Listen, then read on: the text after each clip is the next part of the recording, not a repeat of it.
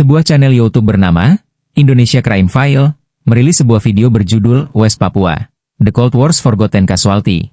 West Papua, korban terlupakan dari Perang Dingin, pada 26 Juli 2025. Video investigasi berdurasi 10 menit itu mengungkap bagaimana pada tahun 1961, Papua Barat berada di ambang kemerdekaan. Para pemimpin lokal mulai membentuk pemerintahan sendiri, masyarakat bersatu, dan harapan untuk menjadi bangsa merdeka menyala terang. Namun, hanya 2 tahun kemudian, mimpi itu dihancurkan, tertelan oleh pusaran Perang Dingin, kepentingan geopolitik negara asing, dan sebuah proses referendum yang tidak pernah sah. Lebih rinci, video ini mengungkap tentang Operasi Trikora, yang didukung bantuan militer Uni Soviet dan diplomasi Amerika Serikat, membuka jalan bagi PBB menyetujui referendum palsu, yang dikenal sebagai penentuan pendapat rakyat, PEPRA. Kemudian, sebanyak 1.022 warga Papua yang telah dipilih secara sepihak dipaksa menyatakan bergabung dengan Indonesia. Dengan tekanan, intimidasi, dan ancaman. Lalu, Amerika Serikat, PBB, dan Indonesia membuat kesepakatan politik tanpa melibatkan rakyat Papua. Sejak saat itu, pelanggaran hak asasi manusia terus terjadi, menelan lebih dari 100.000 jiwa rakyat Papua. Dunia memilih diam. Dan diam adalah bentuk keterlibatan. Video ini bukan sekadar lembaran sejarah yang dilupakan. Ini adalah pengkhianatan global yang masih membekas dalam kehidupan orang Papua hari ini.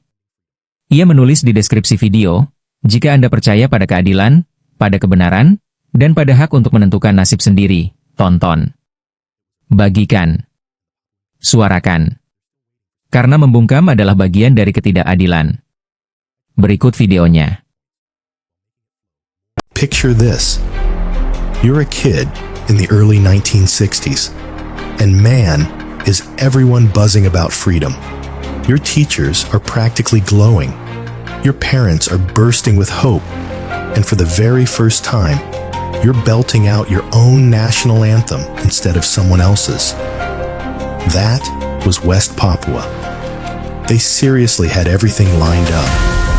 Their own political parties, local leaders stepping up, even their own flag. The Dutch, believe it or not, were actually getting ready to hand over power. It was supposed to be this incredible moment of independence, just like what was unfolding all over Africa and Asia. But here's the kicker about history, right? Sometimes the biggest decisions get made in rooms where the people who are going to be affected the most aren't even invited. So these Papuan leaders weren't just sitting around twiddling their thumbs. No way. They were doing the work. Writing up political manifestos, forming councils, basically building a country from the ground up. In 1961, they even had this amazing ceremony where they raised the Morning Star flag for the first time. Can you just imagine that feeling? All that hope, all that pride. They called their new nation West Papua. Had their own anthem and everything. And for a hot minute, it really looked like they were going to pull it off. Then Indonesia dropped Operation Trikora. Now, if you listen to Indonesian propaganda, this was all about liberating West Papua from colonial rule.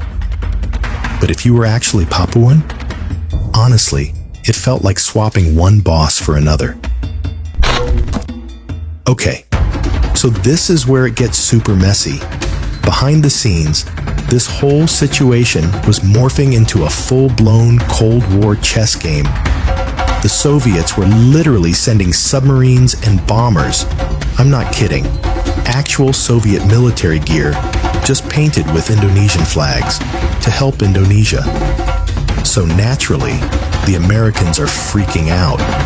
They absolutely do not want another Cuba on their hands, especially not in the Pacific. So in comes this diplomat named Ellsworth Bunker, who cooked up what sounded like a pretty reasonable compromise. Hey, let's have the UN kind of babysit the territory for a bit, and then let the people vote on what they want. Sounds fair, right? Except for one massive detail. The Papuans themselves were never actually asked what they thought of this plan. The big powers just decided their entire fate over coffee and handshakes. Fast forward to 1969, and it's time for this promised vote. They called it the Act of Free Choice. What the Papuans expected, a real election. Everyone gets a say. Democracy in action. What they actually got, 1,022 people, handpicked by Indonesia, who were told exactly what to say. And I mean told. We're talking about people being pulled aside and straight up threatened. Vote for Indonesia, or things will go very badly for you and your family. That's not a vote, is it? That's more like a hostage situation with UN observers just taking notes. And the absolute worst part? The UN looked at this obvious sham and basically said, "Yep, looks legit to us." So what happened after this fake vote? Mass arrests. Anyone who even looked like they might disagree with the result got rounded up. Suddenly, flying that Morning Star flag became separatism. Singing certain songs became rebellion. We're talking about people disappearing in the night, villages getting raided, women being assaulted, kids growing up with soldiers patrolling their neighborhoods, day in and day out. And here's the thing. This isn't some ancient history from a dusty textbook. Human Rights Watch, Amnesty International, even leaked Indonesian military documents all paint the exact same picture. West Papua has been a pressure cooker ever since. But somehow, the world just moved on. Listen to this. Over 100,000 Papuans are estimated to have died since the 1960s. That's not a typo. That's a widely cited estimate by human rights groups and Papuan advocates due to conflict, human rights abuses, disease, and neglect. Internet blackouts are still happening. Political prisoners are still being arrested. Military raids are still going down in the highlands. There are kids today who've never seen their flag flown legally. They learn their anthem in secret. They inherit a struggle they never chose. Think about that for a second. You're born into a world where your very identity is considered a threat to national security.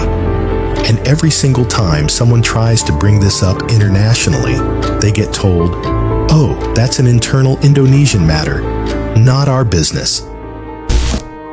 Look, this wasn't just some geopolitical mix-up. This was cultural erasure with a literal UN stamp of approval. West Papua didn't lose a war. They had their independence stolen by the very people who were supposed to protect the right to self-determination. The UN looked the other way. The US was more worried about mining rights and Soviet influence. The Netherlands basically threw up their hands and said, "Not our problem anymore." In Indonesia, they inherited not just the territory, but this massive lie that the international community helped create. But ask any Papuan elder today, and they'll tell you straight up, we never said yes to this. We love talking about Cold War victims, right? Hungary, Czechoslovakia, Cuba. But how often do you hear about West Papua? Not just the deaths, though those absolutely matter, but the dreams that got crushed, the kids who grew up afraid to sing their own songs, the silence that got forced on an entire people. They were promised freedom and got a magic trick instead, and we all just watched it happen. So next time someone tells you the Cold War was about defending freedom, ask them about West Papua. Ask them why we never listened to the voices that got silenced. Because the truth is, Operation Trikora wasn't liberation. It was erasure. And the Papuan people? They're still waiting for someone to actually see them. How does that feel? I tried to keep your strong, clear points, while making it flow more like a conversation you'd have with a friend about something important. Let me know if there are any other tweaks you'd like.